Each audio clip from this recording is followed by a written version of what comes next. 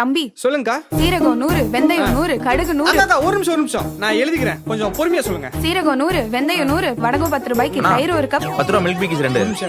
அவனுக்கு கொடுத்து வந்துடுறேங்க. அப்புறம் 20 ரூபா மேரிகோல்டு 1. இந்த 40 ரூபா ஆச்சு கொடு.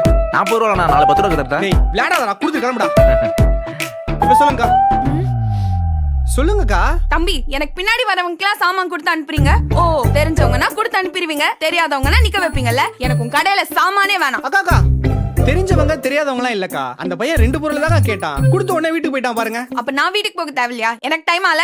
எல்லாரும் பறந்தா நான் என்னக்கா பண்றது? எனக்கு என்ன 10 கையா இருக்கு? இப்படி சண்டை போட்ட நேரத்துல உங்களுக்கு நான் ஜாமான் கொடுத்தே முடிச்சிருப்பேன். கோச்சிக்காம என்ன வேணும்னு சொல்லுங்கக்கா. சரி ஓகேக்கா, இதுக்கப்புறம் நான் யார் வந்தாலும் ஜாமான் போட மாட்டேன். உங்களை அனுப்புனது அப்புறம் தான் போடுவேன், ஓகேவா? நோட் பண்ணிக்கோங்க. பாஸ்மதி அரிசி 2 கிலோ. அதுக்கப்புறம் 1 ரூபாய் கிளீன் பிளஸ் 1 கொடுங்க. ஷாம்பு மட்டும் தாங்க கேக்குறாரு.